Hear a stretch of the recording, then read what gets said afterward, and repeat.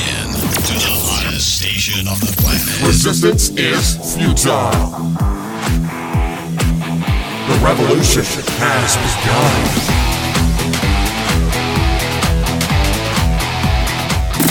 You're listening to Rebelpreneur Radio, helping you break the rules and build the business you need for the life you want. And now, broadcasting his pirate signal from somewhere beyond the status quo, here's your host, best-selling author, marketing and media strategist, Ralph Brogden.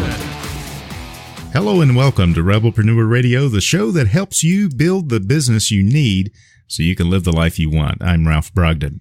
You know, it's the question that mankind has been asking itself since the dawn of human beings. Why are we here? Who are we? Where are we going? What does it all mean? And everyone tries to answer those questions. There's a special language that might help us to get some of those answers. It's called soul language. And today's guest is an expert in soul language because she is the founder of Soul Language. I'm speaking with Jennifer Urezzio. As I say, she is the founder of Soul Language and a master intuitive who uses her intuitive skills to help raise consciousness. Soul Language is a paradigm to put tangibility to soul. She is the author of 2 books available on Amazon, Soul Language, Consciously Connecting to Your Soul for Success, and A Little Book of Prayers. Jennifer Urezzio, welcome to Rebelpreneur Radio. Thank you so much. I'm so excited to be here. You are my people. I call myself a spiritual renegade, so I'm really excited to talk to you today. Well, it's really my pleasure to have you on and dig into this idea of soul language. I'm all about communication and language and expressing ourselves, finding our purpose, and then communicating that purpose in a powerful way to people.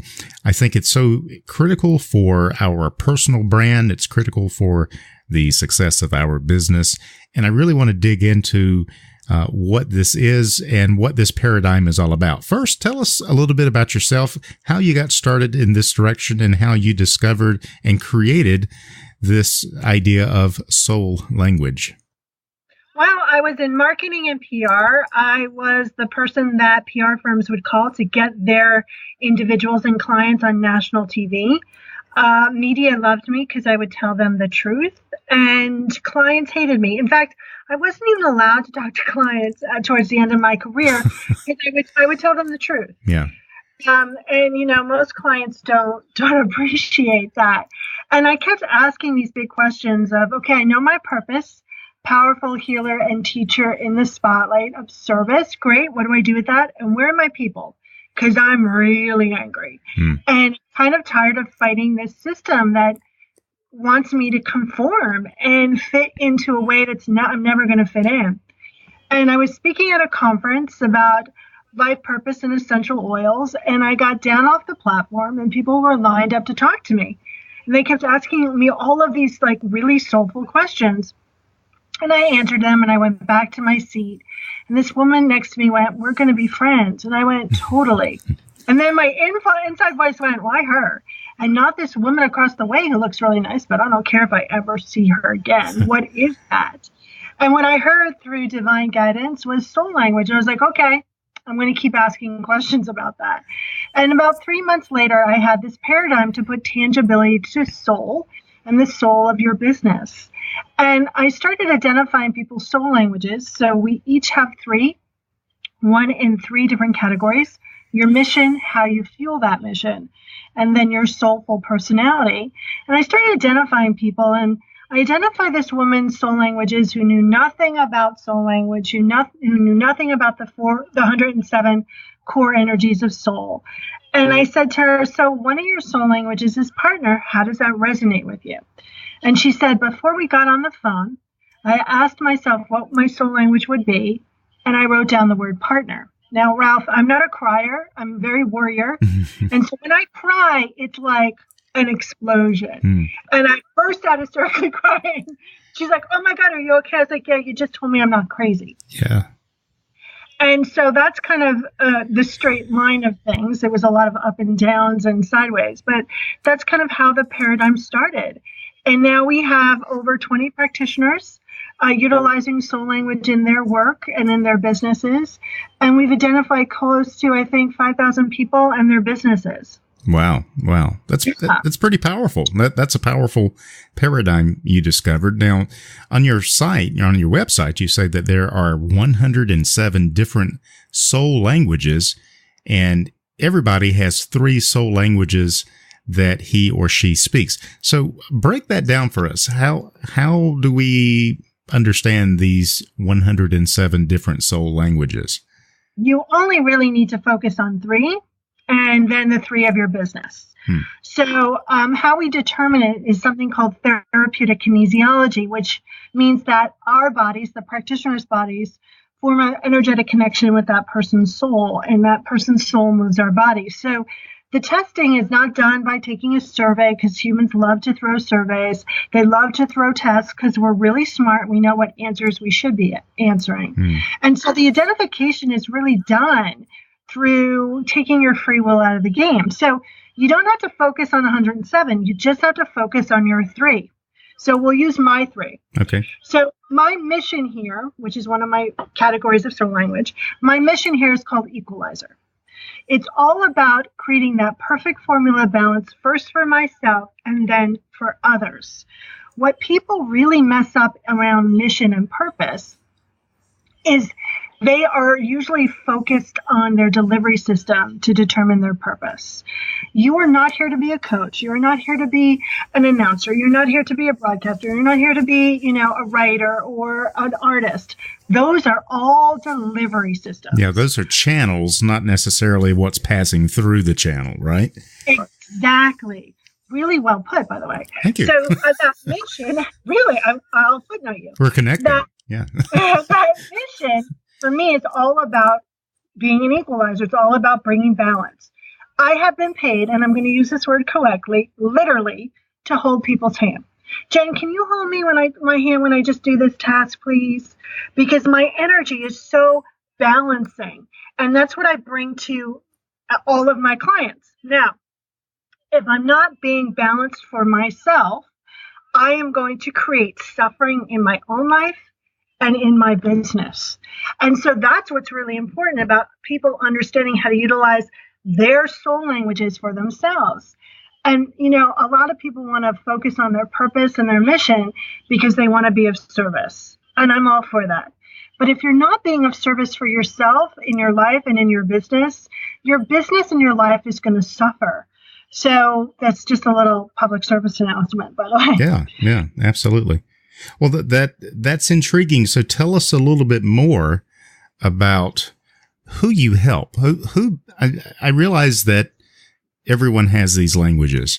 Are there people that are more receptive or people that you can do the most good for? Who would be the ideal person for you to work with? I love that. So my kind of ideal person is a visionary. They're highly intuitive. They have a big message. I often work with soul languages like the Pioneer, which is a mission language, which is always out in front, always cutting edge.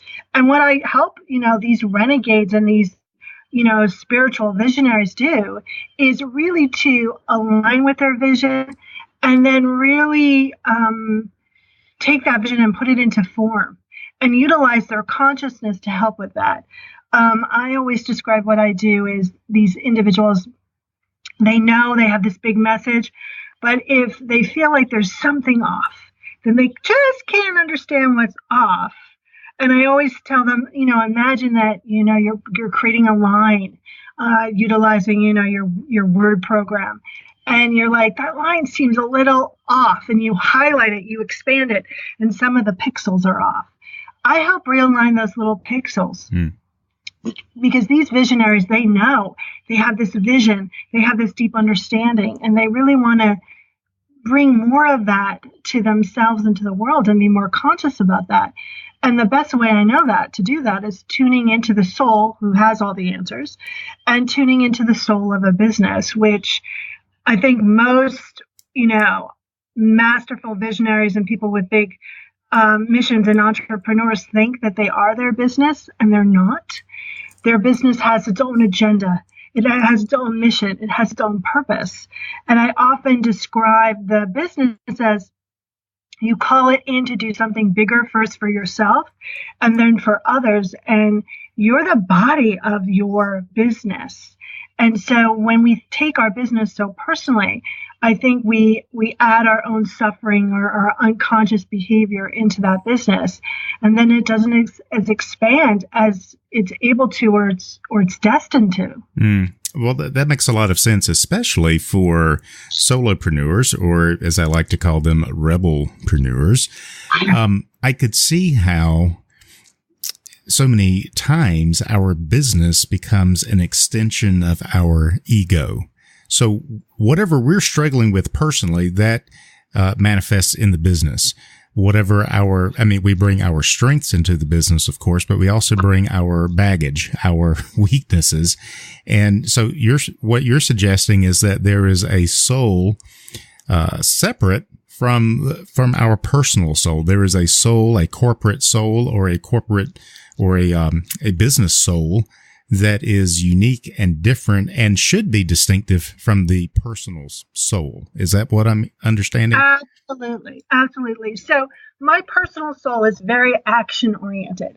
I can get more done in 15 minutes than more people do the entire day. The business soul is very still. It's very receiving. It's very heart centered. And I remember having this conversation with my business soul and, yelling, going, okay, where are my people? Where are my clients? What's going on? I'm so mad. And the business soul said, go to the beach. And I was like, oh God, no, I got things to do and content and articles. And my business soul, go to the beach. I was like, fine. I packed up, and I went to the beach and I had this amazing day.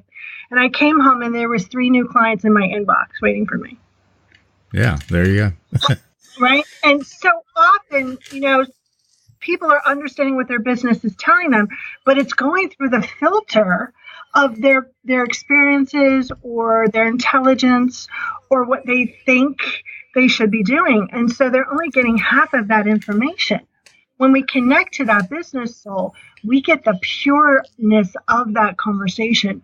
We get the consciousness, and we also get the direction.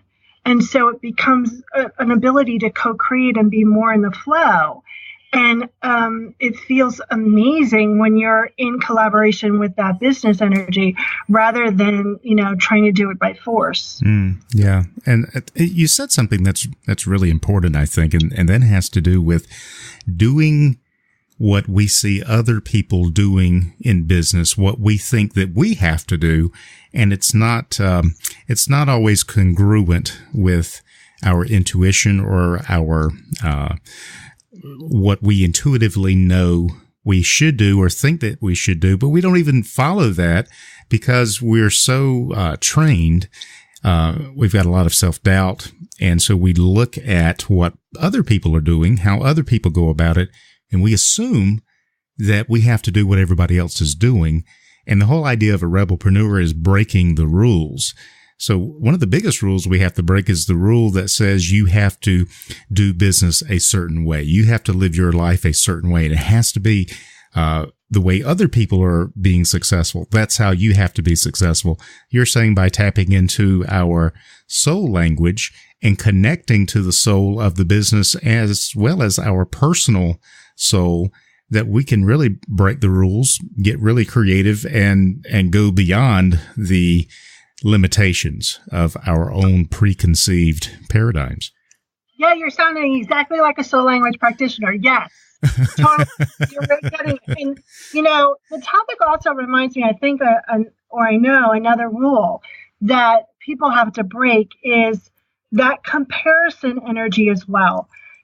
People, especially, rebels, they often set themselves up because they've been taught going through school, you must compare yourself to others, right? Johnny, why aren't you doing it like Susan is doing it, right? You should do it like Susan's doing it.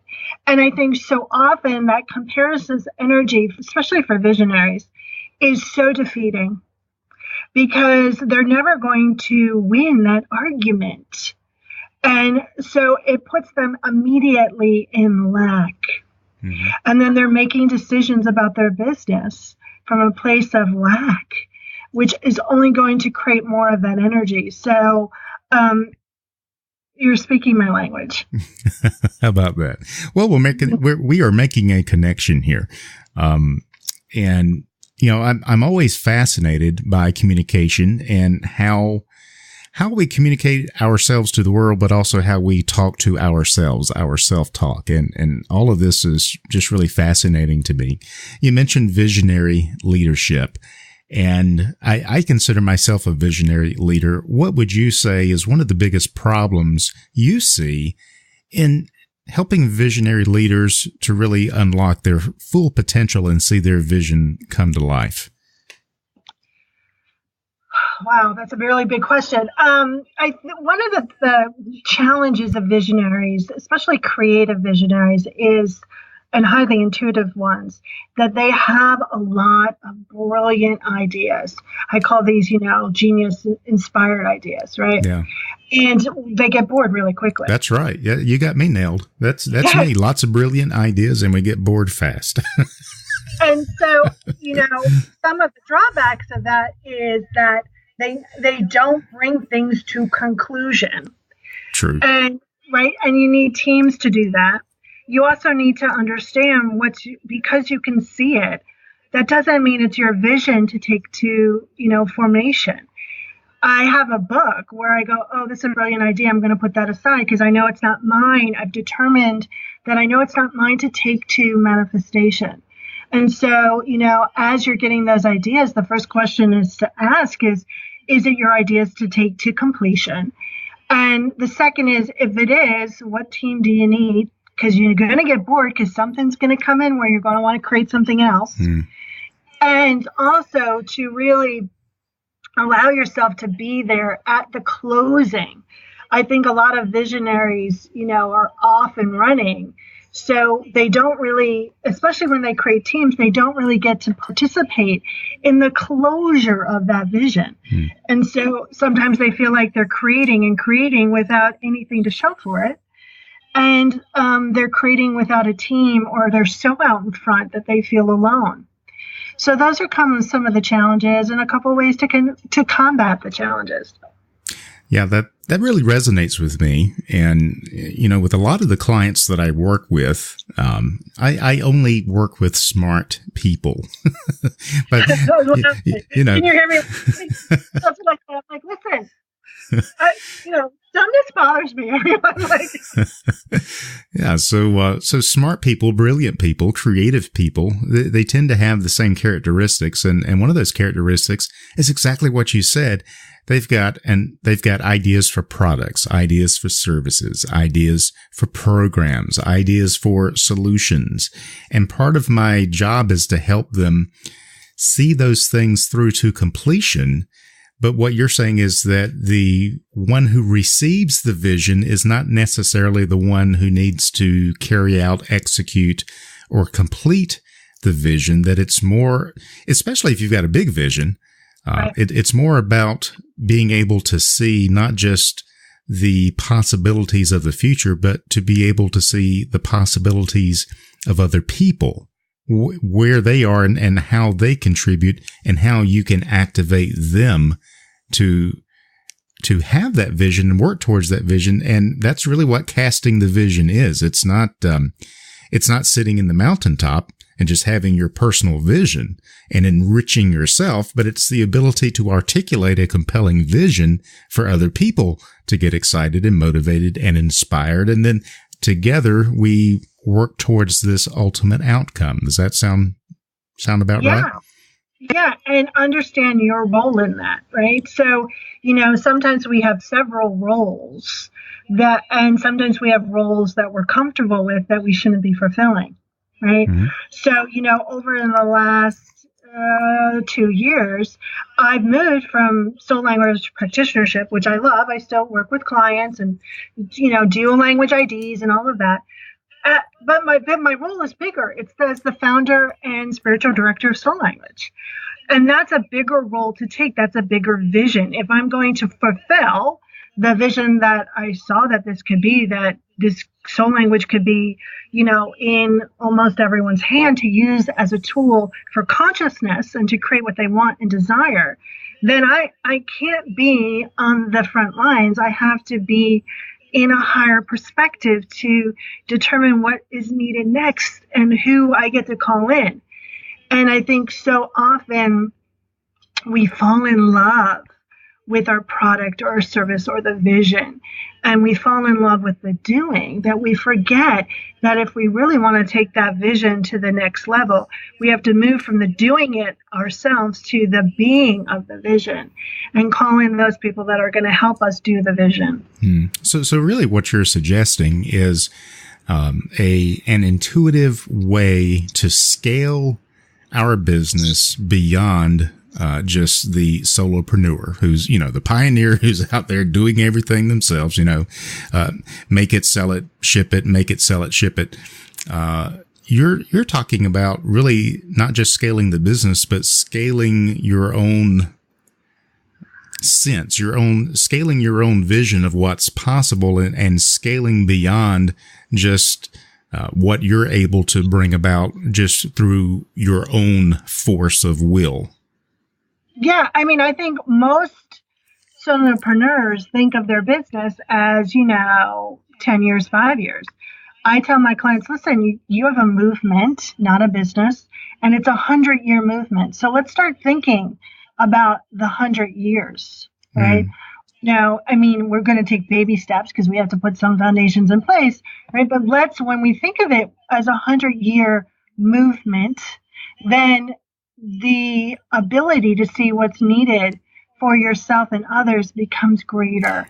You're not always kind of on the hamster wheel. You're from a higher level of consciousness, and that allows you to call in amazing things. Can every business become a movement? Yeah, I believe so. I believe so. Yeah, I don't see why not. That would be judgmental of me to say no. So yeah, I believe every business can become a movement in its, yeah. Look at restaurants. The image I had was a restaurant, right? There are some restaurants that have been, a restaurant for over 100 years. That's a movement. Yeah. Right? That's part of the community. It's part of the landscape. Well, they're serving more than food to be in business that long. Yeah, they have to, because why would people keep coming back? Yeah. Right? Yeah. The same chef is not there for 100 years. Right? So what's their sacred purpose? What's their mission that has people coming back time and time again, and generations coming back? That says something. Yeah. So we have the ability, by tapping into our soul language, you're saying we have the ability to take any business and turn it into a movement that is bigger than just something we create for ourselves. My tagline is build the business you need for the life you want, because I think it starts with you, but it doesn't end with you. It's the business people need, the movement people need to give them the lives that they want in order for us all to be successful in business. Yeah. And I would say, when you are building a business that serves you for what you need, when you're participating in actions internally and externally for your greatest good, then you're participating in actions for everyone's greatest good as well. And I think that most people don't realize that truly, when you're participating in action that's in your greatest good, which means that you're not doing it with your mind or what you think is supposed to, but you're really heart drawn and you're listening to divine guidance or soul or whatever you want to call it, then you're really doing an action which is in the greatest good of all, which is pretty powerful. Yeah. So is there anything that people listening right now, they recognize the need? Maybe they're beginning to see a paradigm that takes them beyond just the typical understanding of a business. Is there anything that we can do to be more aware of our soul, our consciousness connecting with our business and ourselves. Are there any self-help tricks here that you could share with us? I think the most powerful thing that you can do every day is to sit down, create a connection. You can do that by just seeing, your soul eye to eye, knee to knee, with you if you need a visual, and see the business soul eye to eye, knee to knee, and ask this question: what do I need to know today to fulfill and manifest my vision? That is a very powerful question, and you will never get bored. And, so often people don't ask that question because they get really big answers, and they're afraid because they don't know how to fulfill that answer. When you get a really big answer, go, okay, that's amazing. What's the first step? Because people don't really understand that they can being in dialogue with their soul and their business rather than in this push-pull. Very interesting. So how does working with you help us to get to where we want to be faster? As I always say, if it was easy, we would just do it. So we need people who have been there, done that, and can guide us. How would working with you and working with soul language, not just as a paradigm, but as a business, as a service, how do you empower people for success? I think when we talk to our soul, it becomes liquid nitrogen, meaning, you kind of stop trying to do it with your head, and you stop trying to do what you think is right, and you start to notice how you're outsmarting yourself, and you really get to the core of a challenge and the core of a solution really quickly. And so I think that that's a straight line where so often I was talking to a client today, and she's like, well, there's a marketing science. I was like, yes, there's a marketing science. I go, but if you are doing the marketing science and you still believe you are not good enough, or you still believe that, you need to do it this way because the world's telling you to do that way, nothing about the marketing science is going to help you, because everyone's going to feel like it's off.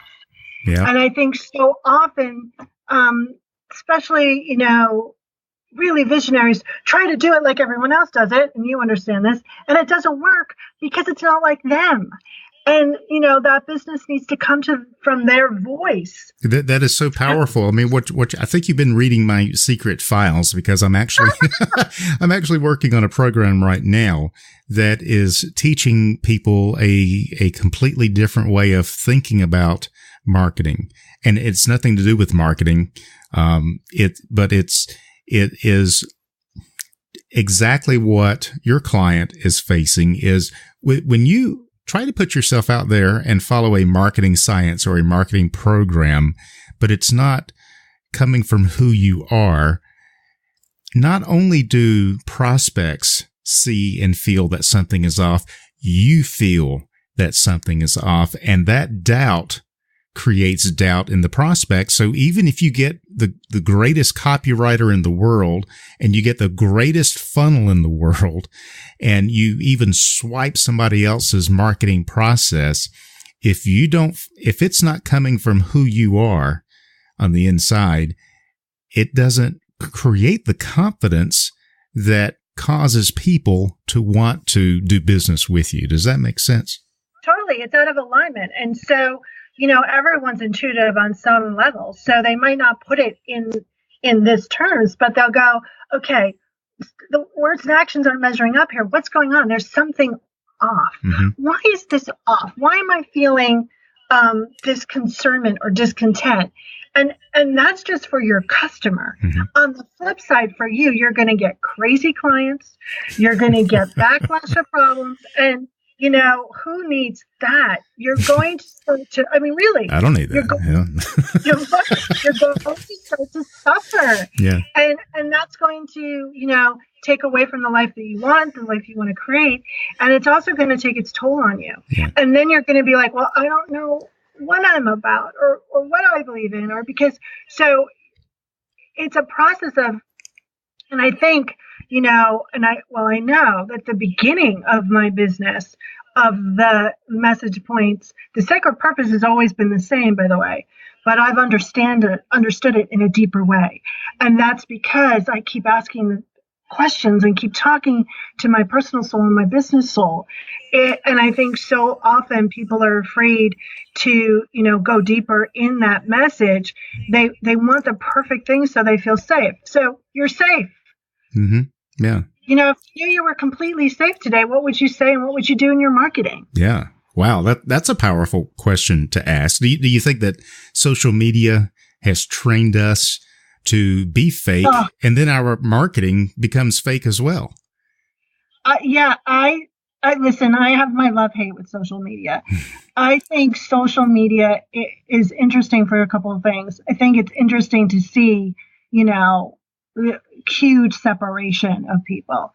And, it's a display of, the giant high school scenario, 24/7, right? That's a great way of looking at it. Yeah. That's about the mentality, isn't it? Yeah. And so especially for, our type people, they always need to be true to themselves, and they don't always feel great. I mean, I'm completely consciously transparent, in my social media. And, I've said, today I feel like crap. A couple of years ago, I was like, listen, I'm spiritually exhausted. I'm spiritually exhausted. So here's why. And it became great content and great to teach people. But I think so often everyone's trying to look, a certain way or be a certain way to attract their core consumer, and no one's being honest. Mm-hmm. And I don't know about you, but I like to have an honest relationship no matter who I'm doing business with. So it becomes another way of torturing ourselves and not focusing on what we could be focusing on, which is really understanding who we are and how we want to express it. It becomes a way of, well, I need to express it this way, so it shows up that way. And my favorite book growing up was Mr. Pine's Purple House. And this is the total of what Jennifer's all about. So quick thing, Mr. Pine had a purple house. Well, Mr. Pine had a house on Pine Street. And Mr. Pine was upset because all the houses look the same. And so one day he plants a bush and he wakes up and everyone has a bush. And then one day he plants he does something else and everyone has it. And he's like, fine. He's like fed up. And so he paints his house purple and the whole entire street is outraged. But the conclusion of the story is that one day Mr. Pine wakes up and everyone's house is painted different. And I think that has been the fundamental shape of my philosophy. And I think people respect that. And I think when you create a business based on your own purple house, people will show up. Because in reality, we don't all want to be perfect. We want truth. And it's about really allowing yourself to express your truth, and people will show up. Mm. Well, that's very powerful. And I encourage our listeners, if this resonates with you, to get in touch with Jennifer. What's the best way for people to reach out and access more of these ideas? So you could go to soullanguage.us, and I'll tell you a little known secret because it's kind of hidden on the site. So if you go to services, and you can log on to the services page, and there's a free session. And if you click that free session, then you can have about 15 minutes, which is really a half an hour, with me. So that's the best way. I also answer my own email, and I pick up my own phone. So you can reach out that way as well. Perfect. So that's soullanguage.us, and you can get in touch with Jennifer and find out more about this paradigm of connecting your soul to success. Jennifer, this has really been eye-opening and transformational in many respects. If you had to leave us with one big idea or final word, what would you say? First of all, I want to thank you because I thoroughly enjoyed myself. And the second thing I would say, the one thing I would want everyone to remember is, if you're going to create a business, operate it with the principle that you're whole and complete, and you can't do wrong from there. Jennifer Urezzio is the founder of Soul Language and a master intuitive who uses her intuitive skills to help raise consciousness. She is the author of 2 books, Soul Language, Consciously Connecting to Your Soul for Success, and a little book of prayers. You can find out more about Jennifer and connect with her at soullanguage.us. Jennifer, it's been a real pleasure to have you on Rebelpreneur Radio today. Thank you so much. Thank you. You've been listening to Rebelpreneur Radio with Ralph Brogden. Download the show notes and much more at rebelpreneur.com.